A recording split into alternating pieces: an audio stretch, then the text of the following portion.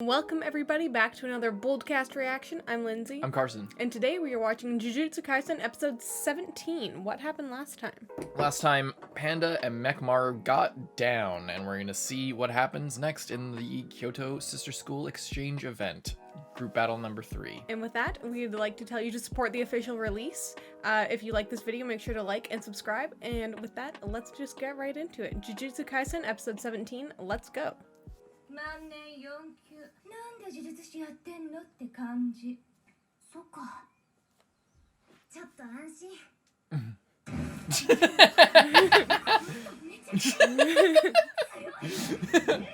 Maki's bitch made. Don't even fucking worry about it. Oh my god. Oh,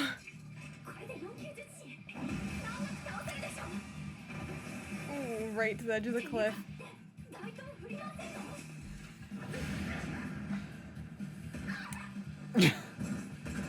Ah.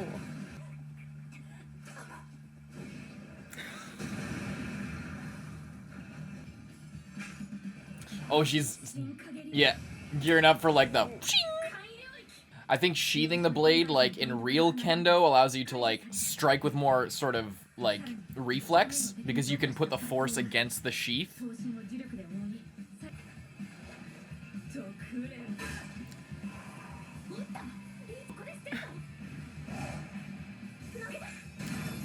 Not quite, she's getting you to Shadow Shuriken Jutsu! Holy shit, oh my god. Mappa doesn't know when to calm down, do they?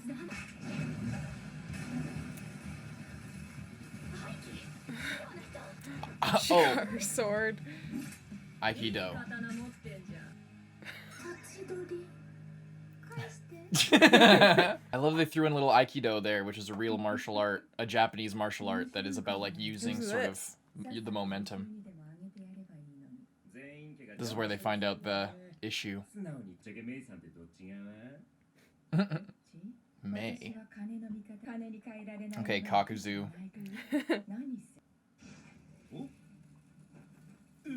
Oh, those must be the curse spirits? That's interesting. Yeah, so they know when things die. See, they just threw in that random bit of animation there for no reason. Like when he was dodging that like piece of paper. Like, oh, so they can tell who's the one who got it.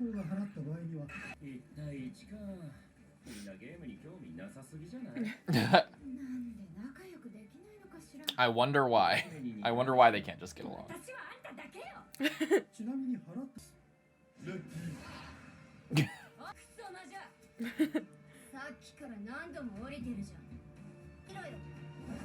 Like, she can call her a witch. It's like an She's insult, a but witch. she's actually a witch.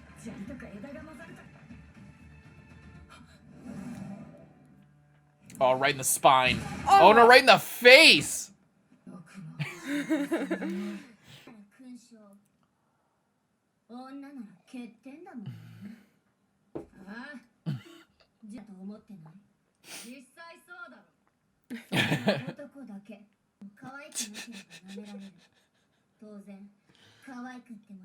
Why is the witch lolly red pilling the other main girl?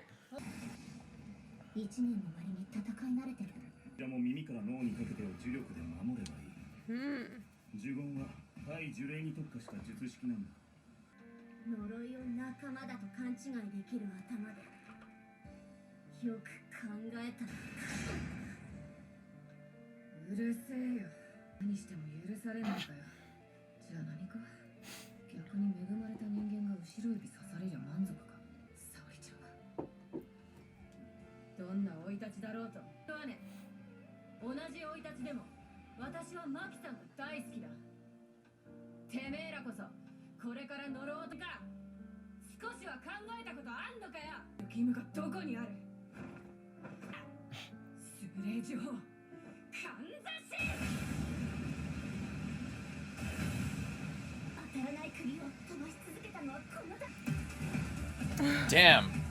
See, they're even willing to use CG.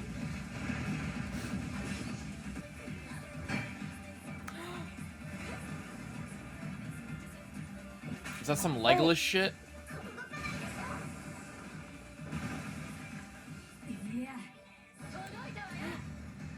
Oh, damn.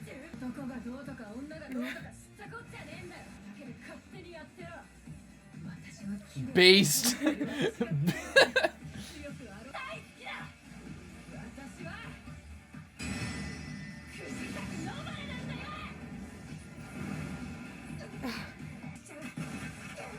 So what? Break her knee, claps her fucking... What?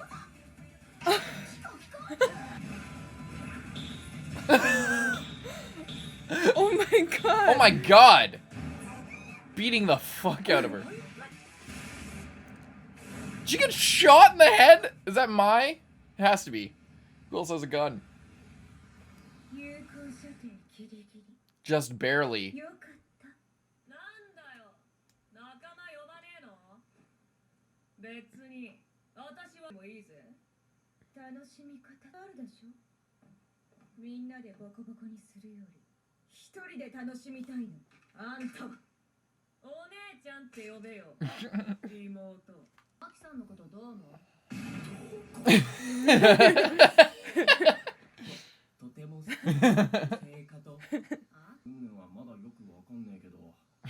Why is Panda there? I don't know. マキさん、4級なの。え、マジ？家が面倒な術師の家系でね。言ったマキさんの高級、邪魔してんのよ。でも、交流会で活躍して、マキの名前がある程度広まれば嫌がらせ。何？ I still feel like... Oh my fucking god. She's just still using her sword. Just stole Are these it. still rubber bullets? I feel like even if this does end up tuning in exams and all the shit gets fucked up before it's even over,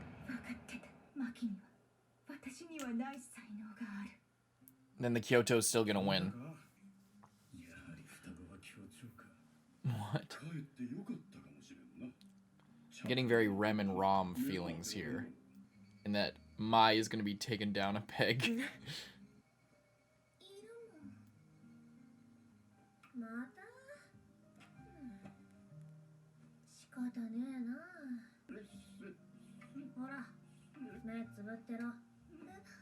Fucking terrifying.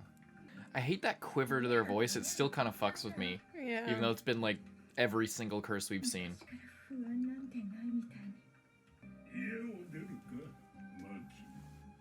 Lucky. So is that her dad or her grandpa or something?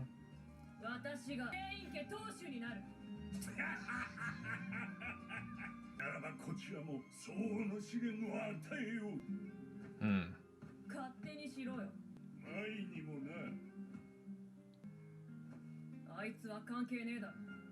It's pretty badass. That actually recontextualizes the whole thing, because now it's not like they just hate Maki they're like challenging both of them, kind of, in a really brutal way, but Maki is way more at home in this sort of competitive thing, even if she does have it more difficult than Mai because of her physical standing, I guess. Nice.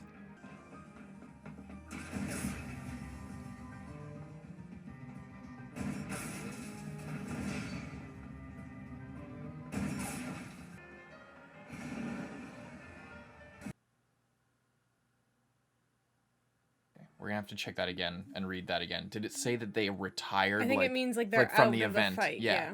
Okay. So Nobara's gone too. Well, she got like totally knocked out. Yeah, so. she got fucked up. I wonder if it said that about Mechmar at the end of last episode and we maybe it did. didn't notice. I think it did. Now that you mention it. So what'd you think of that episode? That was they took their relationship in a completely different direction than I thought. Yeah. It's really interesting because they were both born like not... It's like, it really sucks because they were twins and it's like they each got half of what it took. But it turns out that actually being able to see what you're fighting in the first place wasn't the main thing that made you a good Jujutsu sorcerer. Like having that aspect, like the cursed energy and being able to see stuff isn't more important than just physically and mentally being able to overcome the challenges. Yeah, it seems like a classic case of it seems like Rock Lee and Neji kinda, where like Mai was super gifted from the beginning, and went through her own tribulations. It's obviously very different, but Maki was hardened by the struggle of like being the sort of less expected on person. Mai wasn't gifted. She was also messed up. She doesn't have near as much cursed energy as other people do. That's true. That's true. But Maki had none. So that was the difference. But it also is sad because it seems like obviously Mai is somewhat her sort of hatred is a little bit misplaced because it's on her family, not really what her sister does, but she also does feel abandoned, and now she feels like she has to do this thing, because if they both were just failures, then they would be left together. alone, and they wouldn't be constantly harassed by the family. The fact that Maki took this on means that she can't, if she just like doesn't follow suit, then people are going to look at her differently than if they both just did it. They'll be looking at her like she's a real piece of shit, not just, oh well, it can't be nothing can be it's unfair to expect so much from them because they both, it just is the luck of the draw and whatever. Twins are bad luck, and but it's no if Maki excels, they're literally twins, and if Maki does well and Mai just doesn't even try or doesn't follow down the same road, then they'll look at her even worse. But yeah, it's a fucked up thing, like in real life like that, when you're, I don't know, I wonder, I don't know how many people have experienced that, but like having a friend or being the friend that like doesn't want your friends to do well. I've been on both sides of that, where like somebody is excelling and then you just get that feeling of like jealousy, or like, come on, I thought we were gonna take on the world together, or I thought we weren't like them. If we just stick together, what are you doing? Doing well. And then, because now I feel like shit. It's just like seeing other people who are in the same standing as you sort of try really hard at something and excel makes you feel like shit. Like I said, I've been on both sides of that, and it's a fucked up situation. But it's really unfair to, fault your friends for, especially your family for doing well just because, But it's also messed up because it's not just her, like, feeling like that. It's because her family is constantly pressuring her to do better. Yeah. So that's even worse. Yeah. Because their family seems like a piece of shit. Like, their family seems horrible. And they're like, oh, we're this, like, great clan, and everyone who comes in our clan, everyone who's born into our clan needs to be the best ever, or else you suck. And they're literally, even though Maki is, like, super strong, really, really, really good, they keep her at the lowest grade. They really because she rejected them and then did better without them. But it's also like they respected her. Like, it's part of them like that. Them doing that, it also seems like the way the clan leader was acting, which maybe is her grandfather or something like that, or great uncle, or maybe her dad, probably not. Seems a little bit too old. But that whole interaction made me like, it's the whole interaction made me feel like they're not just doing it out of spite or just because they hate her. It's partly they like don't respect her, but they, just based on that interaction and based on how Maki sort of is taking it all in stride, it seems like she knows that this is all part of what she needs to overcome, and she believes in herself enough that she will overcome it. Yeah. And it makes it more admirable and more interesting that, like, it's all part of this, proving yourself type thing. It's it's really cool, and it makes me like Maki even more, honestly. Yeah. That, like, yeah, she's taking this on. She knows that, like, the world is stacked against her. Everyone is working against her, but she still has the resolve to keep carrying on and move past it and break through those barriers and not worry about, like, and like Kugisaki said, the whole, like, sexism thing, and that they're not even concerned with that. Even though it might be true. It's seemingly true, especially in the greater clans and stuff like that. But yeah. Yeah, but then it also sucks because she basically got told, like, yeah, I'm gonna make your life really hard and also your sister's. And she's like, my sister has nothing to do with this. Yeah. But that wasn't entirely true. Because they because they did it even though the sister may have had nothing to do with it and had no part in the decision, she still had to go along and be that, like, competition. If she just decide, I have a feeling, well, yeah, it definitely made it more difficult, but I feel like if she just decided, I don't want to be a sorcerer, I'm going to help the clan in other ways, or I'm going to fill my role in other ways, she probably would have been, like, married off or something like that. And maybe she still will be. It's hard, like, you never know with these fucking weird noble clan lineage type people. But yeah, like, she could have settled for a simpler life without Maki, but it's really rough to also just, constantly have that person to compare yourself to. Is really rough. And it makes Mai more sympathetic. She's not just she's not just Neji, not just a total bitch. Like, and obviously with Neji it turned out to be bigger than that. But like that sense of superiority is completely surface level, and it feels so small underneath that she, like, feels the need to overcompensate. Yeah. And with Maki, she feels so small, and that's why she is taking on all this responsibility. It's cool. It's just a cool, it's way more interesting of a relationship than I would have thought. But there's all the stuff with the witch girl, Kugisaki and Nishimiya. Which is interesting that they got told to, like, be preparing their ears just in case Salmon boy. Inumaki. Just in case Inumaki comes over. Is it Inumaki? I don't know. I'm pretty sure it's Inumaki. I'm pretty sure it's Inumaki because I made a note. Hang on, I'm just going to Google it. I'm pretty sure it's Inumaki, but the only reason I'm doubting myself is because there's another character named Maki. Don't look.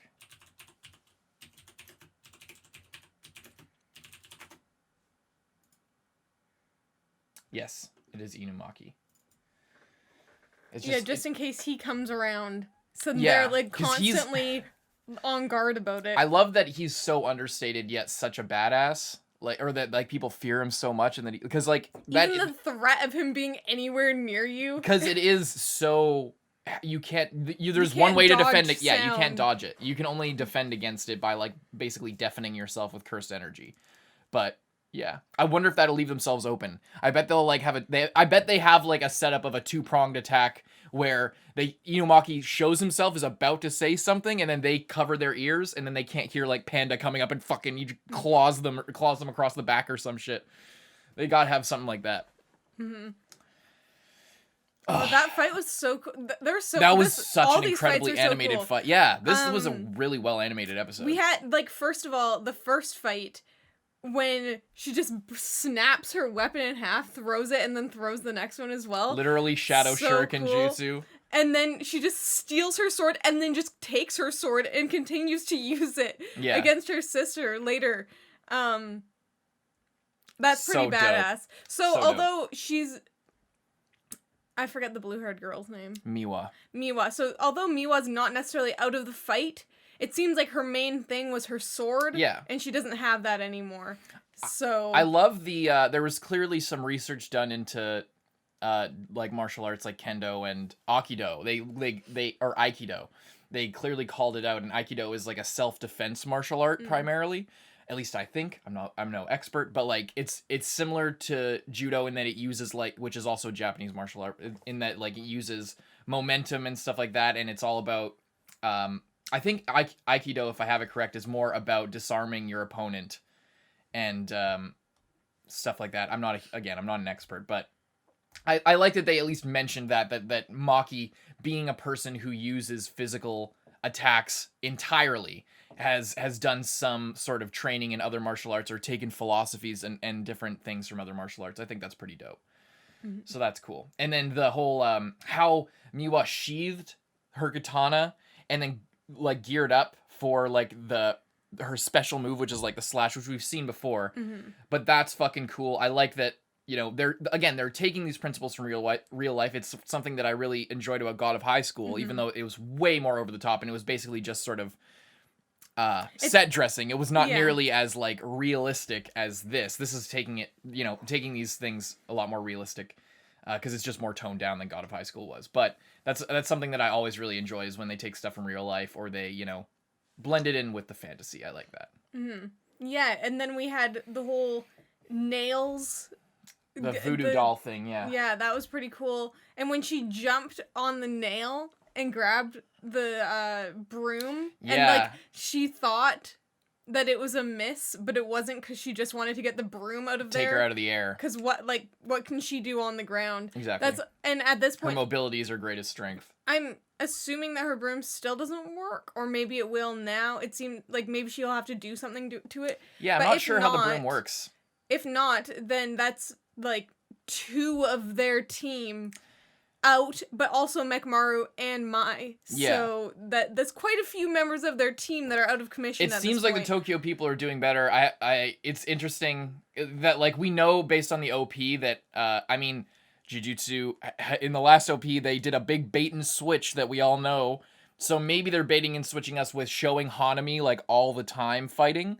So if that's the case and Hanami doesn't actually fight, I'm interested how it goes. But if Hanami does show up and wreck some shit after like half of them are taken out and they already beat the shit out of each other, and then they try and take Yuji or do whatever, I think that's my prediction of how this is all going to turn out. But I don't know. Yeah, it seems weird. Because Gojo's still there, all the people are still there, all the Kyoto people are still there. Everyone's still... It would be a horror... I feel like that is probably not from this event. It looks like it, but it's hard to say. Like, it seems like it, but it just doesn't seem like it would fit, because why would they just come in here where all the most powerful people are literally watching what's going on? Yeah.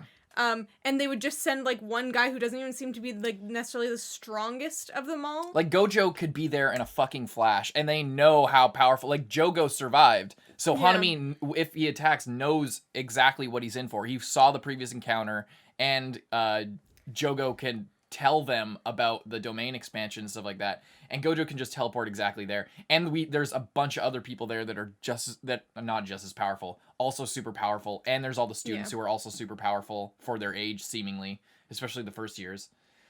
Yeah, it does seem weird, although it does, like, all we have to go on is the opening, and Jujutsu literally set up a false thing with the first opening, so... Yeah, so I don't know, it's hard to say, but they do show it a lot. But I don't know if it's at the event, maybe after the event something else happens. It seems weird if they would just crash the event. It also seems, I don't know if they'll have enough time, because we're already, like, what episode is this? 17? 17? We are 5-6 episodes into this part of the season. So it looks like they might be able to wrap up the exchange event in the next 2 episodes and then start on the next thing for the last, like, 3 and leave on a cliffhanger. It seems like we have the honorable grandson fight next time with the whatever, he's like set up to be the leader of his clan and shit, and Megumi and Yuji, whoever else. And then after that, there's Inumaki. Maybe that'll be next episode. They'll have to cram a lot if they're doing 2 episodes. I think it'll probably take more than 2, but they could do it in 2, possibly. Based on what we have left to see. We had pretty well 3 fights this episode, getting all the girls out of the way. And then, yeah. So they could do it in 2. I think it'll probably take 3 before shit starts to go down. Mm-hmm. But again, we don't know. We don't know if it'll, it might leave us on a cliffhanger to try and get renewed for a second season. Although it's a dead ringer. This is coming back. Like, I have no fucking doubt in my mind that this is going to come back. Although it's hard to say, because things are different in Japan than they are here. Like, Jujutsu's super, super popular here. I'd be curious to know if it's as popular in Japan as it is popping off here. I would assume it has everything that it could possibly need to be a good, like, the next big shonen. Yeah. And I hope it does. I really, like, the more I watch the show, the more I like it. Yeah. With every passing episode, I like the show more. I'm really excited to see, but it's just gonna be. I just wonder how they're gonna fit everything in to this season. If they're going to have just the exchange event and tease at the end of the season, like Hanami attacking, or the League of Villains, or whoever. All the cursed spirits attacking, or maybe since everybody's concentrated in one place, all the big hitters, that they'll, like, attack, or I guess they're in Tokyo, they might attack Kyoto or somewhere else, to try and stir up, like, maybe they'll attack somewhere else in the world. That would be interesting if they had to leave Japan. But, like, if they just, maybe the rest of the people attack somewhere else in the world and make, like, a huge cataclysmic event, like, or something. Like, because they're all natural things. Like Hanami is the forest, and then so maybe there will be some sort of natural disaster that will make them more powerful, and then cause a scarcity or something. Like maybe the fact that everyone is here concentrated, they will use that to attack somewhere else, and that will give them more power and more fear and more cursed energy. Yeah, we talked about before, like, if a natural disaster happens, do they get a boost in power because people are scared of them? Yeah, you brought that up, I think, at the end of last part of this season. Yeah. Yeah. It must, right? Because they specifically tied in their power levels with their power scaling with the fear of the masses. They're basically like gods in a way that, like, if the more people believe in a god or worship a god, the stronger a god becomes. But in their case, the more fear that people feel towards their domain, the more power they're granted. So I have a feeling something like that might happen but that's if they don't attack this event, and I don't see why they would. Like, yeah, that's the thing. I'm like, I feel like something's gonna happen, but like, I don't know why? What would they gain from attacking here. Like, do they just want to kill people to make Yuji more pissed off to give like Sukuna more leeway? But they also don't know that Sukuna's already made a pact with Yuji, so they're banking on, like, the big plan before was like, oh, we're gonna force Yuji to make a pact with Sukuna that will, like, you know, give us an in. But it didn't work out so well because Sukuna is not really super interested in, like, messing around with them. And yeah, I don't know where it's going to go. For now, I'm just enjoying the character moments, learning about everybody, getting that all built up for them to inevitably all probably die when this place gets nuked, and then the ending will make us cry at the end. That's what I assume is this all building up to. That's why, because, like, everyone's gathered up in one place, and it might seem like, oh, they won't attack. Everyone's all in one place. They'll just fucking die because there's just too much power there. But everyone's in one place. Wait till they all fight themselves, like, tire themselves out, and then they just come in, guns blazing, and just, like, fucking double tap all the people who are knocked out, and then we have nothing. And then, you know, that's a distinct possibility as well.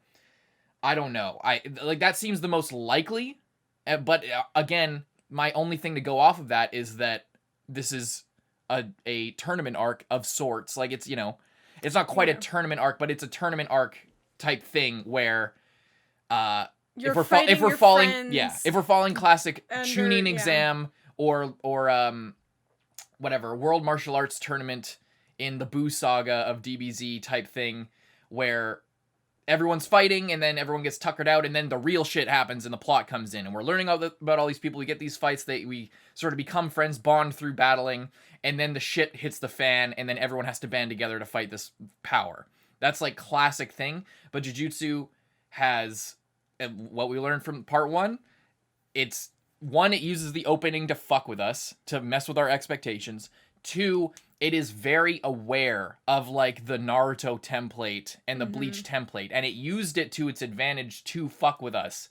So I wouldn't be surprised if it subverted that in an interesting way that actually made sense, not just for subversion's sake, because that's what I like about the show, is that it's following the template, but it's making changes to it in a way that makes sense, and that is not just for a meta critique of the thing, you know? Like, it's being original enough while using this template, and making enough changes so that it's different without being like isn't that crazy that we made this change? Aren't we so quirky and stuff like that? So we'll see. But yeah, so if we were following regular logic, everyone would tire themselves out. The big bads would attack. There'd be a big fight. Some people would die. And then, you know, the threat would get repelled, and nothing, like, the enemies wouldn't have any damage done to them, at least permanent damage. We would get totally fucked up. And then we just kind of have to live with it. Yeah. But we don't know because again, a lot of it's coming from the opening. I'm talking in circles, but there you go. I don't know what's going to happen, but those are kind of my predictions, I guess. Yeah. Anything else you want to say about the episode? I think that's about it. Alrighty. Hope you guys enjoyed the reaction. Please leave a like and subscribe. I'm Carson. I'm Lindsay. And we'll see you in the next one. Bye-bye.